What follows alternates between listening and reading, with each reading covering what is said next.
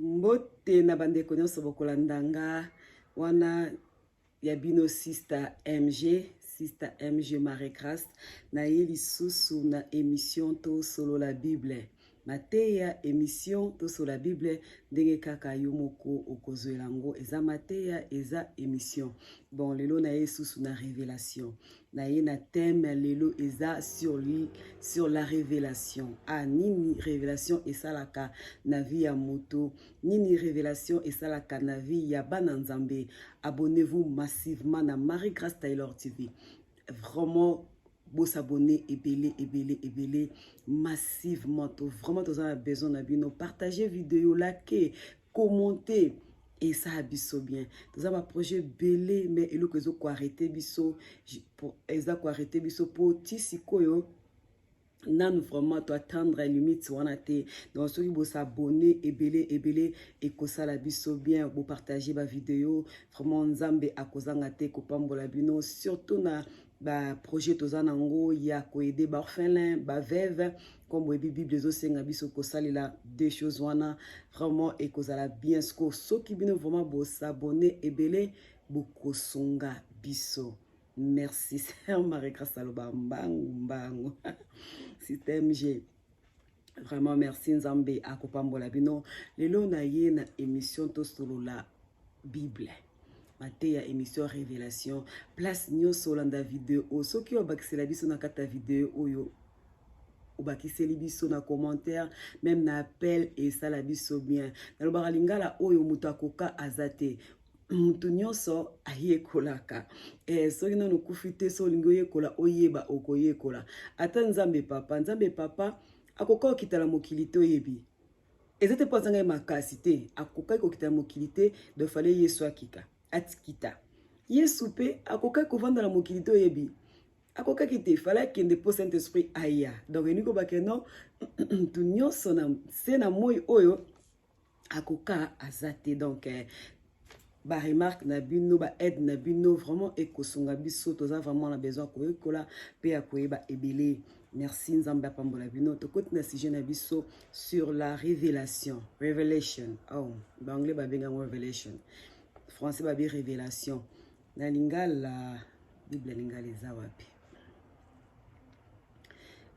na bosen na lingala na bible lingala eza nini balingala la biso ezaka bien. Bon, to côté sur révélation na zuni na kati ya révélation oyebi bible na biso na Luc Jésus la ramata qui a kendo bondela amaki Pierre na Jean amema Pierre na Jean pa kende ko bondela skola ba kende ko bondela et Jésus bandi ko bondela atiki bango quelque part abi que non il faut yo bino mi bale bo bondela awa ngana o mata kuna na kendo bondela nga moko parlant na kat na bisi mambo ebele eni koloba nini yana makamsu na vie okosenga aide à prière. Oui, osenga aide à prière papa pasteur prophète tous les 5 ministères sœurs frères intercesseurs partout osenga aide à prière mais yo moko il faut benda na côté yo moko faut benda na côté okende ko bondela po ba sujet mususu ekosenga te batu bayokango maya misu ekosenga te batu bamonango. Jésus la bande ko bondela na mataki atiki ba disciples deux disciples wana amati ako bondela maya misu motoki bible bi motoki makila ce qu'il fallait pas ba disciples ba mona wana deux wana ba monango po balinga ba banga ba bazana somo motoki makila ezala te pe ezala raté ben bazana somo ce qu'on comprendre que non eza ba sujet mususu que non ba prière mususu to ba émotion mususu mutako monango azate kanzambe na ba émotion mususu ba douleur otoleksango otolekakanango mutako ko monango azate kanzambe na ce qu'on ba émotion wana lete ça que non ba souffrance wana ba émotion na desa que oluka nzambe okota na niveau moko na dimension moko boya kokota penza kat na bonzambe oyeba ce qu'on a koyeba na kokota kat na bonzambe ndoko zo révélation yango Jésus après ça bakini ni papa la baki longola coupe oyo après que longola coupe oyo ko banini tika te volonté na yo eko que ça m'a pas comprendre que azur révélation na bosani Omoni emoko révélation ko yo ebili kamba po bosse mais pas makambo na vendre na gloire na ngina baba longola coupe ndeni po nzambe père azakine pe capable à changer pe coupe la pe longo yeso le kina croité mais on comprendre et non raté gloire wana ba souffrance mususu o le kanango c'est dur. Eza vraiment dire eza penza passé mais surtout sur la Bible to lo bakana lingala eza vraiment passé mais ozo le kanango omolo ko nzamba abandonné yo omolo ko la okomi na suka oko kaisusu te yeba ke nzamba yebi baton difficile mususu kende yo moko kota luka penza nzambe wana na mozindo. Bato batika kimi pourquoi faut luka nzambe na mozindo pour okosenga mutu moko prière. Jésus tiki Pierre na Jean bibo bondela balali na bango pongi. Likambo na yo eza likambo na yo. Balali na bango pongi. Balali pongi. Balali penza pongi. Excusez-nga suki. Balali penza pongi. Muninga zana problème ana danger mo ozali boso na ye. Ce qui peut Jésus compter na prière na bango anga suka wapi. Mais comprendre la vie que non bobondela tiki no bobondela awa ngana mati. Ako bondela pe pona ye moko. Yango la vie de fois ko kontaka na prière kaka ya motote. Biso lelo génération lelo bali ko prier te ka bondela ponanga ko senga prière za mabete. Mais tant que sengi mosali prière yo moko fokota na mozindo et nena lobi ba prière mususu o bloquer nyonso tuka yo na nzambe na mutute mutu so ko senge prière surtout na mboka ba Europe Afrique tout moi bien ba mboka ba Europe kayu nde kayu ba mama kayu ba papa kayu bana kayu donc prière mususu c'est et aussi ba une heure zo matin mais bon de temps pour 2 minutes pour ni fatigue kayu mais yo moko te mo passe ali kambu nanga non la te non veiller non nimbate au problème o funzamba kita sala non courageux maman ce qui olanda ka bondela ponanga eza mabete senga prière mais yo moko déplacer kota na prière pe bondela yo moko kota na prière pe bondela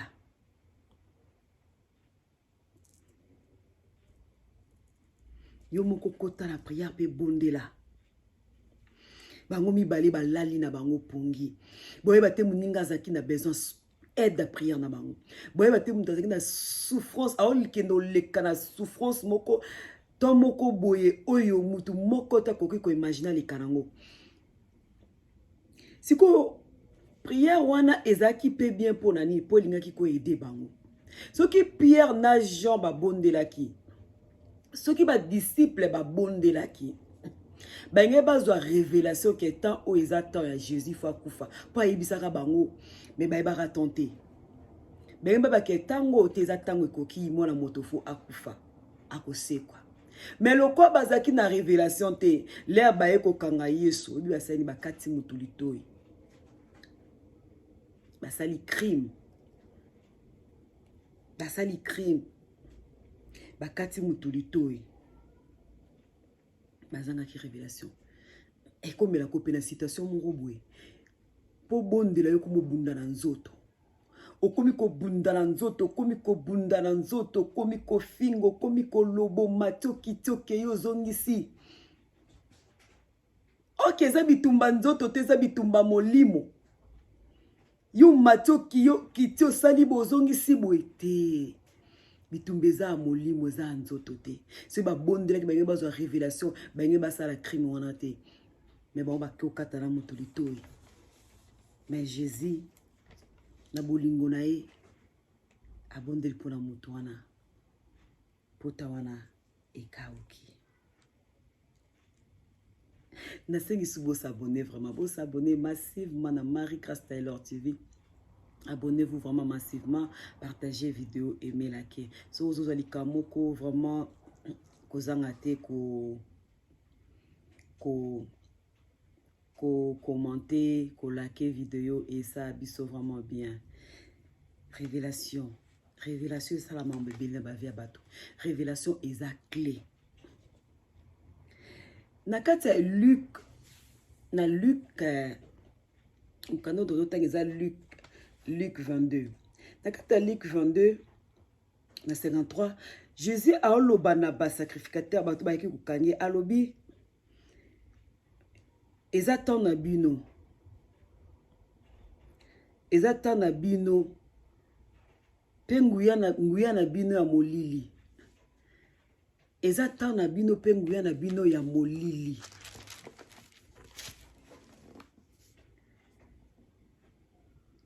Na anglais c'est pas en anglais. Na anglais lobi but this is your time, this is your hours and the power of darkness. This is your hour and the power of the darkness. And your power of darkness. Siku bango baza ba sacrificateur. Ndenge nini baza na nguya ya molili. Ndenge nini baza ya power molili. Siku bango baza basala nzambe. Ndeni bayebaki Jésus. Bayebaki te que Jésus azaki mwana nzambe. Est-ce que tu comprends côté wana? Oyebi ezana ba kanda mususu tellement rage leki wakana poso mutu ana kufo mona Yesu te. Ba sacrificateur ezaki bon. Baluka koyeba te est-ce que mutu makamba bande ko loba kaza mona nzambe eza solo. Bazaki kuna tant ko bondela te bazo révélation que non est-ce que mwana mutu oyo aza penza mwana moto ndenga zoloba te. Bango bazaki kaka na rage wana. Do baboma kaka akufa. Baboma kaka akufa. Balinga kutu comprendre te que notre bonde la na ntam musu muto pe azo mutongo pe azo insister makasi boté. Baboma kaka akufa. Donc lobby musika lelo poani ki jalousie. Ki jalousie. Yango moni ki jalousie komi lelo ebele. Ki jalousie komi lelo ebele oka mutu moko nzamba tomboli moseli mo nzamba tomboli pona bango kaza asaka bimi. Yonga na kamwa siko to bobondela ke bele nzambe pambulanga o nzamba pambulaka mais ce bomoni mutu atombo nzamba pambula te abimi siko lekela nga ya yone mukoleko ya ndeza nzambe. Est-ce que bondela ki ozo révélation mutu wana penda ke non aza déjà akobima to azaka na nzambe to azaka na nzela to za na lukaka ke non ozo tiaka lito ino na koyoka o bat bazolo ba ye pende sa bimi. Est-ce que bondela ki te ki jalousie ka ekomo lubiso ke non mutu wana ya za so ya nzambe te élévation na zabimi ye makoma mate ya komote est-ce que so o tali mate yango na Bible ezali Jésus abondela pour la ba démon abondela pour la ba démon ba bimaka abikisa ba malade asekwisaka siko nyoso to nezali. Est-ce que bondeli pozo révélation so mutu wana za nzambe ta za nzambe te siko tellement qui jalousie le cœur de l'homme au komika kobebi sa réputation moninga abimi. Ba bima baza. Ba baza pe na makolo nzambe pe kaka baza. Siko komiko sangisa bango kaka. Ya bimi ya zasu ya nzambe te. Ya zasu ya nzambe te. Ya zasu ya nzambe te. Ba sacrificateur ba kokai ko bonda te ba soki Yesu azaki mwana nzambe po bazaki na rage ba boma e kandeli kaki pour makambi so ndeko sala. Auction wana nde lelo bele ba ko jaloux na ba auction baninga na misala baninga na makamba baninga. Ebele lelo ana to bondela te po ba soki zan e uti pa nzambe te ye ka déjà donc ne moninga matibo élévation na et ça les bien te. Les bayeko boma Yesu les bayeko comprendre ya sola zala ki mwana nzambe ebele ba témoigner ba sala nzambe ebele aso ba kufinde ba témoigner ya solo penda sela ki nzamba solo batondo ba mangamba lokuta pona ye l'air nda akufa de ba komo témoigner révélation et ça la ke mutu ayeba na sepeli na definition nango na anglais definition moko ya bien anglais pesi biso. Révélation esalaka mutu ayeba makambo avant temps. Révélation esalaka mutu ayeba makambo o ebombana. Révélation esalaka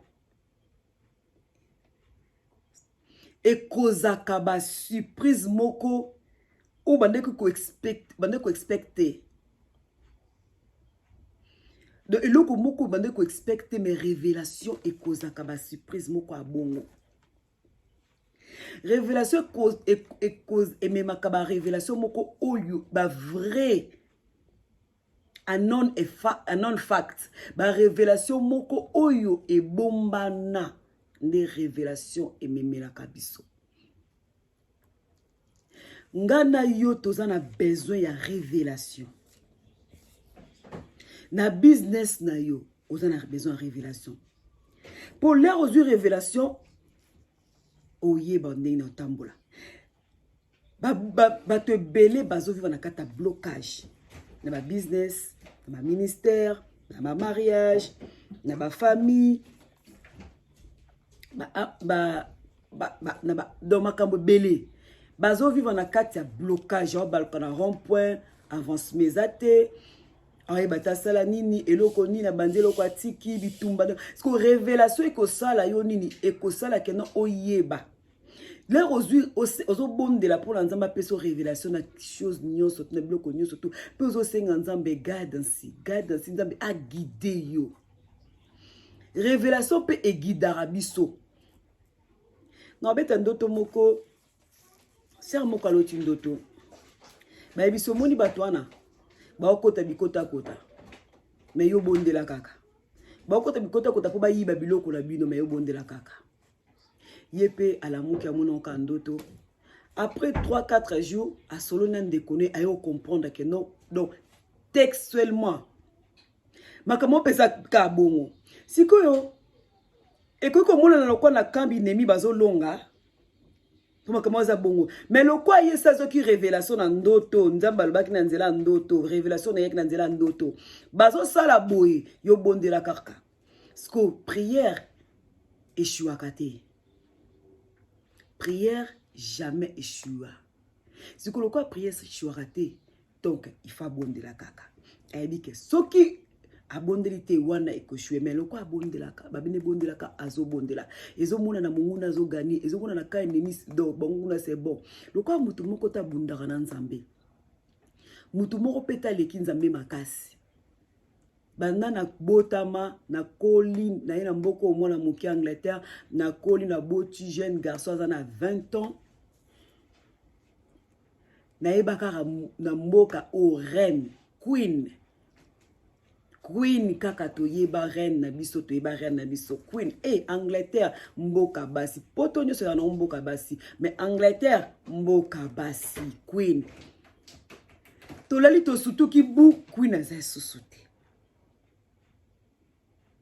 donc eni koloba ke no nyoso eleka modesto oleka muto azali banga azate muto aza makasi azate koleka nzambe muto aza makasi koleka nzambe azate. Siko révélation epesaka biso ba maîtrise de soi.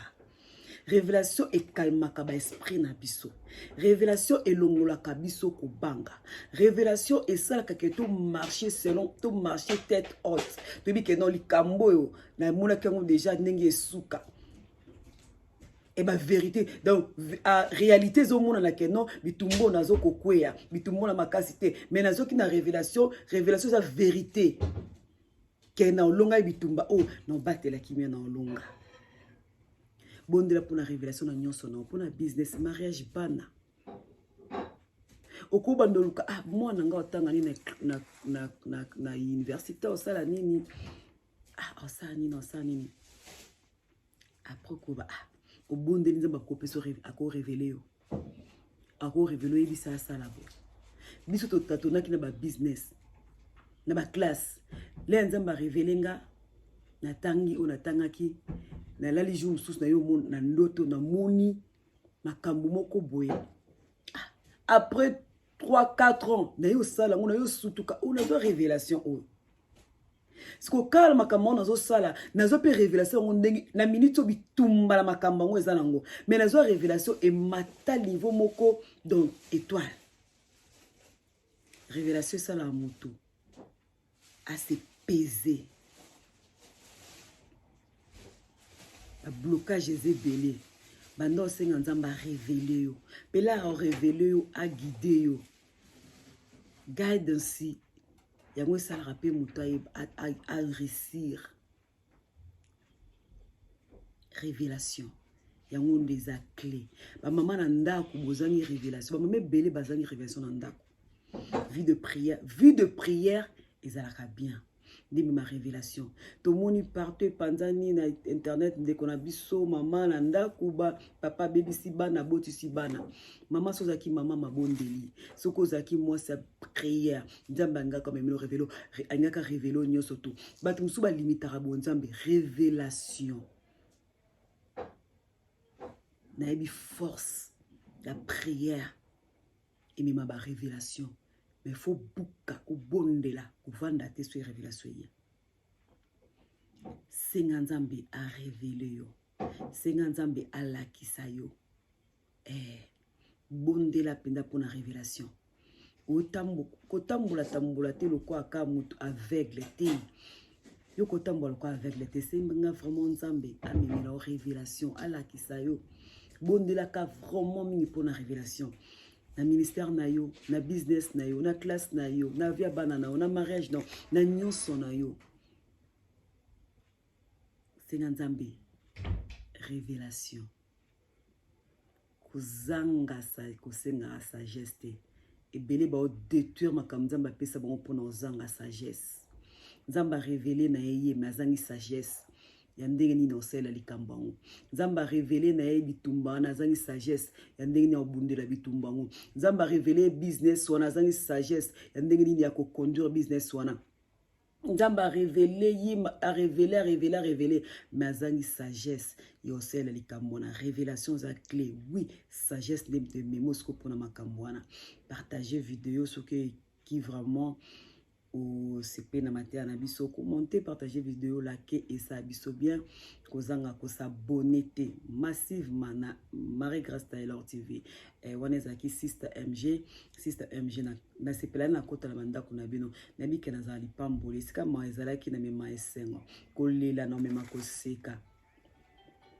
kolela ko mema oseka zamba pambola bino wana tomona lisusu bye bye.